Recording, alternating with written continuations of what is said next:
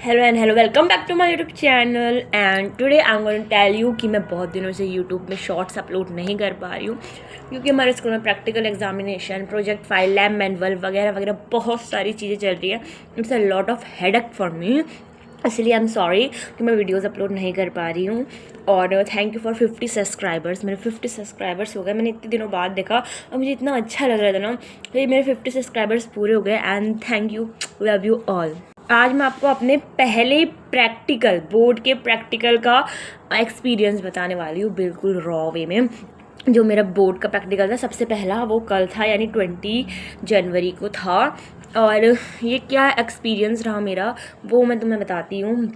सबसे पहले तो हम स्कूल में गए, वहाँ पे सबसे पहले हमें बैचेस में डिवाइड किया गया। वो LOC के हिसाब से हमें रोल नंबर प्रोवाइड हुए और उस हिसाब से हमारा वाइवा प्रैक्टिकल होना था। तो मैं फ़र्स्ट बैच में, मेरी किस्मत देखो गाइस, मैं फ़र्स्ट बैच में ही आ गई। और फर्स्ट बैच जो था सबसे पहले उनका प्रैक्टिकल होना था।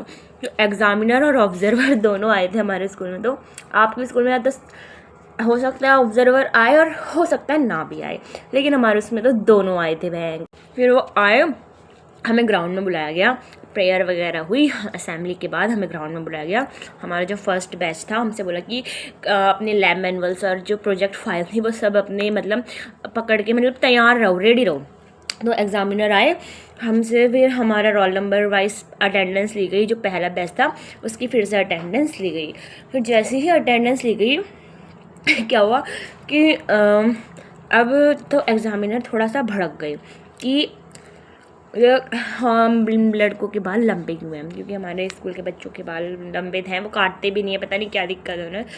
फिर वो तो उन्होंने पता नहीं क्या बोला लड़कों ने एग्जामिनर से, तो वो समझ गए। उन्होंने कहा चलो ठीक है, कोई बात नहीं। और उसके बाद भगवान जाने उनके नंबरों पर असर पड़ेगा नहीं पड़ेगा, मुझे नहीं पता। उसके बाद हमसे लाइन बनवाई गई और हमसे ग्राउंड के 5 राउंड्स लगवाए गए। लड़कियों से 5 राउंड लगवाए गए और लड़कों से आई थिंक सो 10 या फिर 7 ऐसे उनसे ज़्यादा लगवाए गए थे।